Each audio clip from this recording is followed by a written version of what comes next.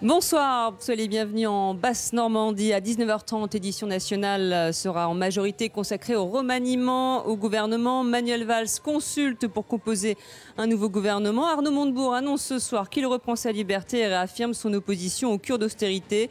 Benoît Hamon et Aurélie Filippetti ne feront pas partie de la nouvelle équipe.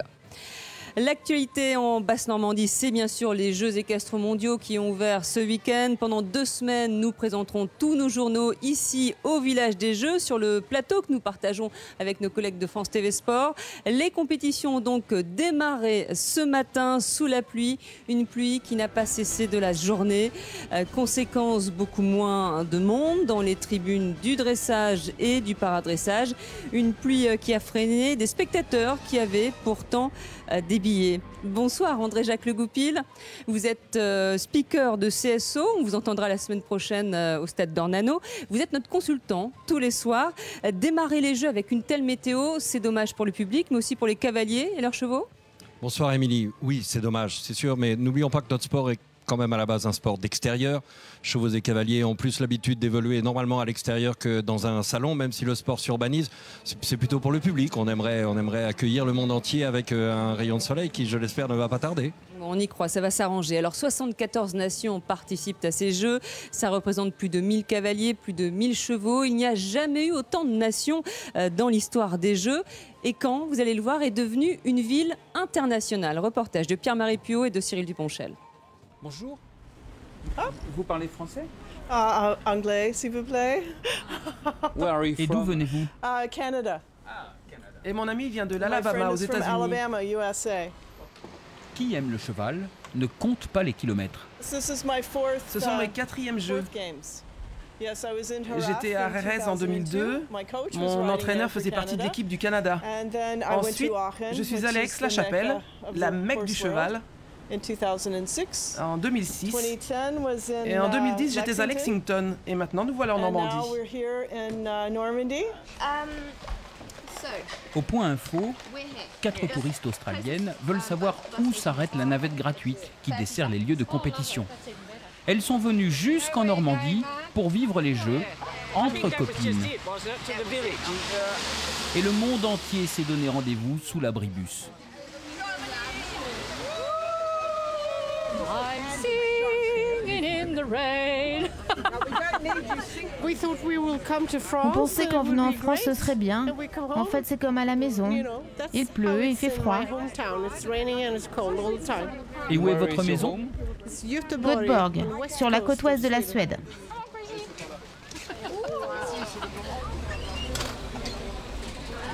Rendre service à une clientèle qui a le sourire, ça fait plaisir. S'il y a du beau temps, c'est tout boni. S'il pleut, ils ont le sourire quand même. Et c'est le rayon de soleil. Bonne journée. Thank you. Bon, ça va, elle garde le sourire. Alors venons-en aux résultats sportifs de la journée, aux performances des tricolores. Bonsoir Florent Turpin. Bonsoir Amélie. On démarre par le dressage. Oui, et il fallait être matinal puisque cette compétition de dressage a commencé à 8h précises ce matin au stade Michel d'Ornano. Et devinez quoi? Sous la pluie, 14 petits degrés seulement au thermomètre et des tribunes, il faut bien le dire, à moitié vides. Baptême pluvieux donc pour les cavaliers et les chevaux de dressage. Le dressage, c'est l'une des disciplines les plus distinguées, vous le voyez, de l'équitation. Chapeau, haute forme, veste à queue de pie. C'est très chic, ça se situe entre le sport et l'art équestre. Le dressage, c'est surtout la discipline à la base de toute l'équitation. Le cavalier doit vraiment faire corps avec son cheval pour réaliser ses enchaînements. C'est vrai, c'est pas forcément très spectaculaire, très accessible pour le grand public, mais je peux vous dire que ça représente des années de travail. Cette première journée de compétition vient juste de se terminer. Pour info, bilan mitigé pour les Français, puisque le Français Alexandre Ayache, que vous voyez ici sur son cheval, s'est classé 26e. L'autre Français, Marc Boblet, a pris lui une très belle 10e place. Ouais, ça a bien démarré pour lui, on est content. On passe au paradressage sur l'hippodrome de la Prairie. Oui, sur l'hippodrome, toujours sous la pluie, on va voir ça. Et une fois encore devant des tribunes très dégarnies. Et les cavaliers cette fois sont handicapés, certains sont paraplégiques, d'autres aveugles ou malvoyants. Ils sont répartis en grades selon l'importance de leur handicap. Et pour info, le paradressage est le seul sport paralympique où les femmes et les hommes concourent ensemble dans la même compétition. André-Jacques Le Goupil, les Français ont plutôt pas mal commencé pour cette première journée. Je crois qu'ils sont à la hauteur de ce qu'on attendait d'eux. C'est encore une équipe jeune, avec des nouveaux chevaux, comme l'image qu'on vient de voir avec Valérie. Je crois que l'objectif, c'est de terminer par équipe 5 ou 6, ça serait bien. C'est plutôt Rio dans 2 ans. Mais il faut aller les voir, parce que c'est aussi une sacrée leçon de vie. Ils sont vraiment impressionnants, vraiment. Et Valérie Salle sera notre invitée demain oui, soir à 19h. On est très contents. Florent, autre discipline dont les épreuves vont démarrer aujourd'hui, le reining. Les petits chanceux étaient à l'abri au parc des expositions. Le reining se déroule à l'intérieur du parc des expositions, juste à côté de nous, dans une chaude ambiance. Le reining, c'est un sport que vous allez sûrement découvrir, un sport importé tout droit des États-Unis. Regardez, chapeau de cow-boy, Santiago, ambiance rodéo au parc des expositions devant près de 3000 spectateurs. Le reining, c'est la discipline reine de l'équitation western. C'est un sport qui consiste à enchaîner des figures assez impressionnantes, vous le voyez, pour mettre en valeur la finesse du dressage, la maniabilité et l'attitude du cheval guidé par les rênes du cavalier. Et ça va vite, très vite, ça donne même parfois un peu le tournis. Évidemment, ce sont souvent les Américains qui dominent la discipline, à l'image de Jordan Larson, l'une des stars de ce sport. Belle prestation également pour notre petite Française Anne-Sophie Guerrero, que vous voyez. Elle termine 13e et elle a bien rattrapé le passage de l'autre Français, Guillaume Legrand. Et regardez le dessin de Chenu. Reining, c'est avec un E, Emmanuel. Sing in the raining. Voilà. Alors, Franck Perret nous a rejoint. Bonsoir Franck Perret, cavalier tricolore de Reining. Nos espoirs portent sur vous demain. Alors, vous êtes numéro 1 mondial au classement permanent. Ça veut dire que vous êtes le plus fort que les Américains? Non, ça ne veut pas dire que je suis le plus fort. Enfin, aussi, je serais ravi. Mais non, faut bien être conscient qu'au niveau du classement, les Européens jouent beaucoup de jeux FEI. Et les Américains, eux, ils ne tournent pas trop dans ce circuit. Ça veut dire qu'ils tournent plutôt en NRHC, ils vont chercher beaucoup d'argent, ils sont plutôt dans une catégorie où il y a, c'est la monnaie qui compte. Ouais, justement, c'est le prestige. Certains cavaliers américains, on a appris ça, gagnent plusieurs millions de dollars en reining. C'est pas votre cas? Non, c'est pas mon cas. C'est pas mon cas. Alors, les gens que je vais rencontrer demain, il y en a un qui a gagné plus de 5 000 $ de gains. 5 millions de dollars de gains. Donc non, j'en suis loin. C'est pas mal. Ouais, c'est très bien. Alors on va poursuivre cette interview, mais un coup d'œil d'abord sur l'ambiance ce matin au reining. Le reining qui a fait son entrée aux Jeux équestres mondiaux de Jerez il y a 12 ans. Et l'engouement pour cette équitation ne cesse de grandir. Le reining a son public. Vous voyez le reportage de Catherine Bérat et de Jean-Michel Guillot. Ambiance de folie au Parc Expo. Pour sa réouverture, le bâtiment vibre comme jamais sous les décibels des supporters de reining. Le principe justement du reining, c'est que le cheval doit être à l'écoute de son cavalier et peu importe ce qui se passe autour, que ce soit des bruits, des mouvements, etc., le cheval ne doit être attentif qu'aux ordres que son cavalier lui prodigue. Dans les tribunes, des initiés, beaucoup de passionnés et d'autres qui découvrent la discipline. Je regardais plutôt à la télé, mais sinon je regardais pas en vrai. Donc c'est la première fois que tu le vois en vrai? Oui. Et quel effet ça fait alors? C'est bien. Oui, ça me fait des frissons et je suis vraiment très content d'être là. Une des lois du reining, c'est que tout le monde soutient tout le monde. Quand un cavalier est bon, quelle que soit sa nationalité, le public lui fait un triomphe. C'était le cas pour l'Américain Andrea Fappani, un des meilleurs raineurs de la planète. C'est le top du top, la crème de la crème, c'est incroyable, incroyable. Le meilleur reining mondial, c'est super. Contrairement au dressage qui se déroule au stade d'Ornano où les spectateurs doivent rester presque muets pendant la compétition, au reining, on peut chanter, manifester sa joie, tout est permis. Non, on veut que les gens participent. Ça veut dire que ça n'a pas de conséquences sur nos chevaux. Donc plus ils nous soutiennent, plus ils sont actifs, plus ils crient, plus ils montrent qu'ils sont contents d'être là, plus on est content. Moi j'avais une petite question par rapport à justement l'image que donne le reining. On sent quand même vous cherchez à la faire sortir cette image plus folklorique, culturelle, et pour vraiment la rapprocher de la discipline sportive. Alors est-ce que comme les cavaliers de dressage, vous allez bientôt quitter le Stetson pour mettre le casque? Alors non. Parce que le casque va être obligatoire pour tout le monde. Hein. Alors je pense que le Stetson, on ne pourra pas le quitter. Parce que c'est vraiment c'est l'identité de notre sport. Effectivement, on est vraiment maintenant un sport. On est un sport avec c'est du travail travail, c'est du dressage, c'est de l'éducation des chevaux. Ce qu'on aime, c'est la relation qu'on va avoir avec les chevaux, la finesse. Tout ça, c'est la priorité. Mais par contre, je dirais que le côté vestimentaire est important pour nous parce que c'est quand même, c'est notre histoire, c'est d'où on vient, c'est nos racines. Et je pense pas qu'on puisse nous l'enlever. Ça serait vraiment dommage parce que ça perdrait vraiment son identité. À faire des Stetson blindés. Oui, c'est ça. Ouais, on peut y réfléchir. J'y crois pas. Et je pense pas que les Américains l'accepteront et même les autres cavaliers sont pas pour. Oui, ça plaît aux filles le reining, hein, Emmanuel. J'adore ça, les filles. Ouais, c'est vrai. C'est pour ça que vous faites du reining, Franck Perret. La compétition commence demain avec votre cheval nu, c'est l'or Luna. Nu, c'est l'or Léna. Léna, oui, et Salon Quatorze. C'est confortable d'avoir des jeux en France à quelques centaines de kilomètres de chez soi. C'est confortable et magique. Ça veut dire qu'on a les meilleurs mondiaux qui viennent et qui vont mettre notre discipline, je dirais, au regard de tout le monde. Et en plus, ils vont faire de très belles choses. Donc on va montrer le top. Et en montrant le top, on montre des beaux chevaux, on montre le sport au mieux.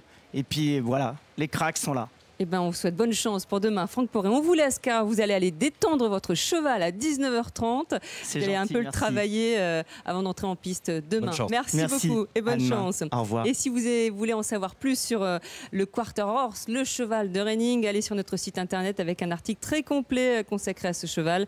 Vous pouvez aussi trouver toutes les infos sur les Jeux équestres mondiaux, basse-normandie.france3.fr. On va sortir de notre plateau, retrouver Hélène Jacques dans le village des Jeux où il y a bien sûr des exposants, mais également des stands qui montrent le savoir-faire bas-normand dans le domaine de la filière équestre. Gros plan ce soir sur la fondation Hippolia, Hélène. Oui, bonsoir Émilie, bonsoir à tous. Vu la météo, nous avons trouvé refuge sur le stand de la fondation Hippolia. Une fondation qui regroupe 200 chercheurs qui se consacrent à la santé et au bien-être du cheval. Et l'idée, à travers l'exposition sur ce stand, c'est montrer que ces travaux de recherche, ça peut être accessible à tous. Alors, bonsoir Romuald, vous êtes le directeur de la fondation. Vous êtes dans la peau d'un vétérinaire, c'est facile pour vous. Tout le monde peut se mettre dans la peau d'un vétérinaire, par exemple avec cette application en réalité augmentée qui on l'a appelée Dr Horse. Regardez, on peut zoomer vers et rentrer dans l'intérieur du cheval jusqu'à son système digestif par exemple. Et ainsi mener de petites enquêtes pour savoir de quoi le cheval est malade. Vous avez envie que le public se réconcilie un petit peu avec tous ces chercheurs. Parfois, c'est un peu un monde à part. Oui, la science peut parfois être un petit peu difficile à appréhender. Et l'objectif de cette exposition, c'est vraiment que les personnes touchent, manipulent les objets, fassent des expérimentations, s'aperçoivent que la science, c'est pas si difficile que ça. Et puis rencontrent aussi tous les chercheurs qui sont présents ici pour partager des vocations. Voire justement en créer. Exactement, sensibiliser le plus grand nombre aux travaux de ces chercheurs et puis expliquer que on n'est pas obligé de devenir groom, ladjockey dans cette filière, on peut être passionné et devenir vétérinaire, chercheur, biologiste, généticien. Merci beaucoup. Et puis l'exposition dure jusqu'à la fin des Jeux équestres. Merci à vous. Merci Hélène. Alors on vous disait tout à l'heure que toute la planète cheval était ici en Basse-Normandie. Les pays du Golfe notamment sont de plus en plus présents et ça se voit puisque 2 yachts de la famille Al Maktoum qui ont fait escale à Cherbourg sont maintenant à Saint-Malo. 2 des fils de l'émir de Dubaï prendront le départ jeudi de l'épreuve d'endurance qui se déroule dans la baie du Mont-Saint-Michel. Stéphanie Vino, Joël Amar. Le Dubaoui fait 88 mètres de long. Il paraît même qu'il y a une discothèque à bord. On ne sait pas si c'est un bateau de voyageurs ou si c'est un bateau de... Privé. On appelle ça... Privé. Un yacht privé. Ben, si c'est un yacht, alors là c'est impressionnant. C'est un peu insolite de voir un bateau comme ça. On a plutôt l'habitude de les voir du côté de Cannes, Monaco, Saint-Tropez. Et c'est assez marrant de voir un bateau comme ça, effectivement, à Saint-Malo. C'est pas typique dans le décor, je dirais. Mais après la surprise, c'est vite l'indignation. Ça m'émerveille pas du tout. C'est vraiment pour moi le comble de la cupidité, de la richesse. C'est écœurant. C'est une insulte à l'humanité. Pourquoi ? Parce que ce sont des gens qui ont connu la pauvreté. Ce sont des gens qui... Je ne sais pas comment exprimer ça. Je ne sais pas comment le dire. C'est horrible d'exposer mais des richesses comme ça quand on sait combien de gens meurent de faim. Les 2 yachts princiers étaient annoncés aujourd'hui à Granville, mais il n'y a toujours aucun signe de mouvement sur le port de Saint-Malo. Allez, on retourne sur Terre, sur cette terre bas normande, terre de cheval par excellence. Si ces Jeux se déroulent aujourd'hui chez nous, c'est parce qu'après la Seconde Guerre mondiale, eh bien, une poignée d'éleveurs cavaliers ont su prendre ce tournant de l'équitation sportive. Parmi eux, il y a André Le Goupil, votre papa, André Jacques, que Pierre-Marie Piot et Franck Baudreau ont rencontré il y a quelques semaines dans votre fief de Martinvat, dans la Manche. Et ce jour-là, il faisait beau. Regardez. En avant, calme et droit. Cette vieille règle d'équitation lui irait plutôt bien. Bon, alors ça, qu'est-ce que c'est ça? Qu'est-ce que tu fais là, toi?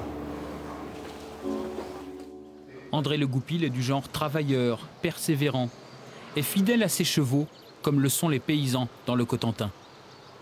J'aime beaucoup la jument que monte Guillaume. Elle en est à l'apprentissage. Il en a toujours élevé, pour le travail d'abord. Puis au fil des ans, au gré des croisements, ses chevaux sont devenus plus fins, plus véloces. Ici, c'est l'origine du cheval, ce qu'on appelle le sel français maintenant, qui était le demi-sang normand de l'époque, et qu'on a fait évoluer. Je suis de la génération, enfin je peux me targuer d'être de la génération de ceux qui ont fait ça, qui ont débuté, généré ça. Au sortir de la guerre, les sociétés hippiques rurales commencent à organiser les premières compétitions. Pour André Le Goupil, c'est une révélation. C'était les juments qui faisaient le travail de la ferme, avec lequel le dimanche on allait ou faire la course de pays, ou après les petits concours hippiques. Ça faisait partie de la vie, hein. Il n'y avait pas la télé, il n'y avait pas autre chose, il n'y avait pas de bagnole, on se distrayait comme ça. Et puis les gens, comme on dit dans le pays en patois, l'esprit cheval. L'esprit du cheval, quoi. Sa grand-mère, même vieille, arrivant dans la maison, j'arrivais dans le champ, elle venait et puis elle se frottait contre moi. André Le Goupil fut le premier cavalier normand de haut niveau. Elle s'appelle Serpentine. Il est sacré champion de France de concours complet en 1962. Le jeune cavalier de Martinvat participe même aux Jeux Olympiques de Mexico en 1968.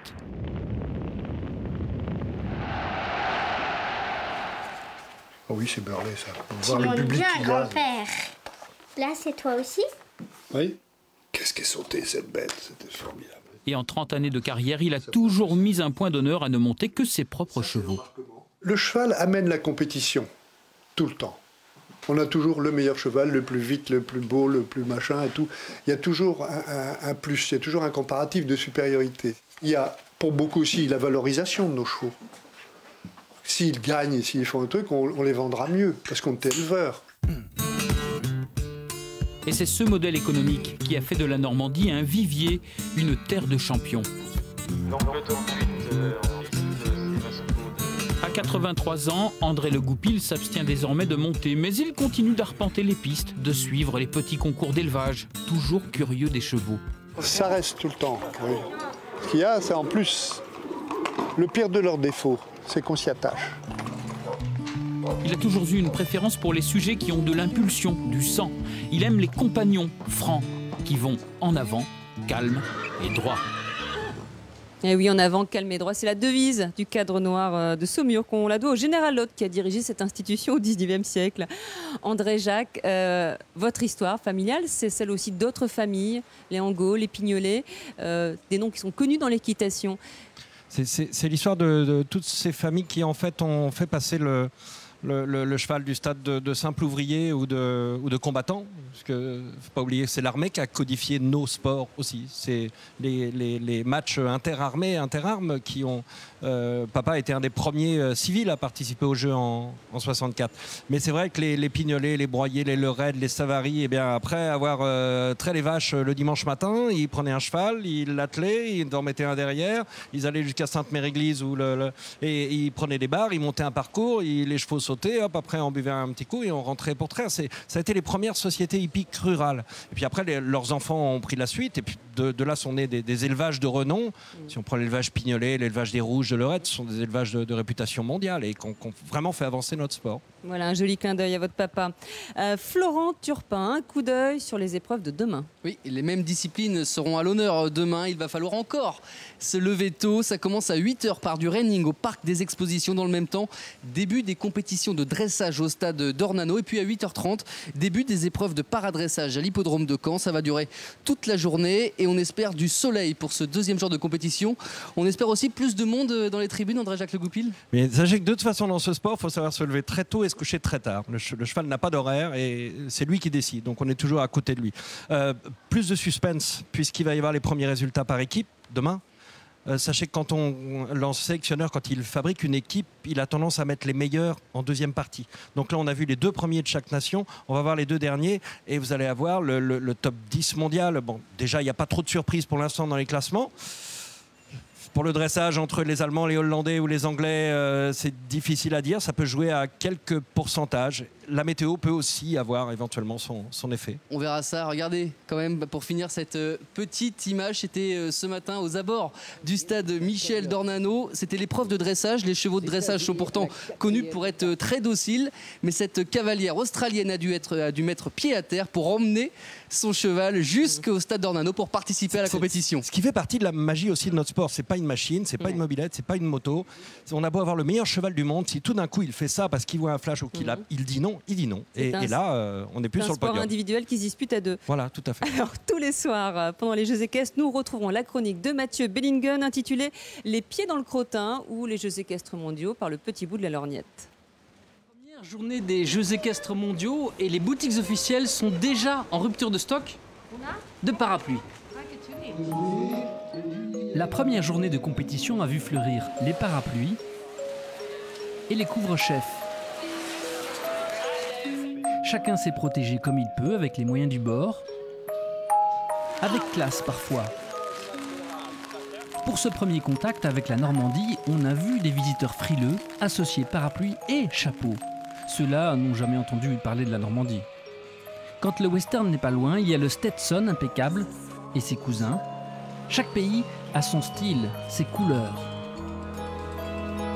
Dans les tribunes, on s'affiche de la tête aux pieds.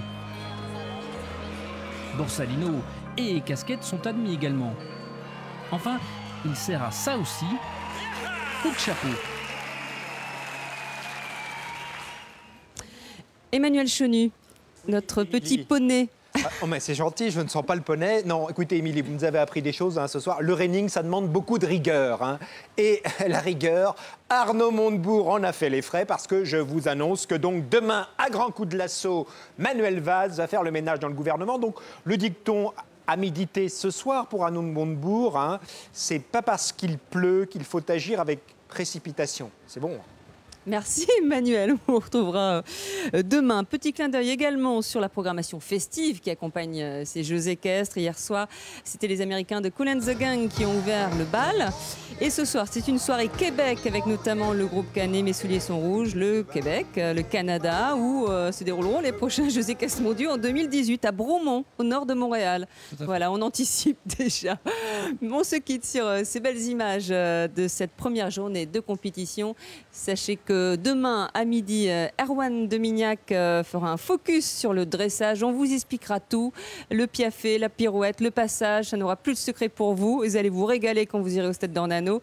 Très bonne soirée. À demain les gars. Bonsoir. Allez, bonne soirée. À demain.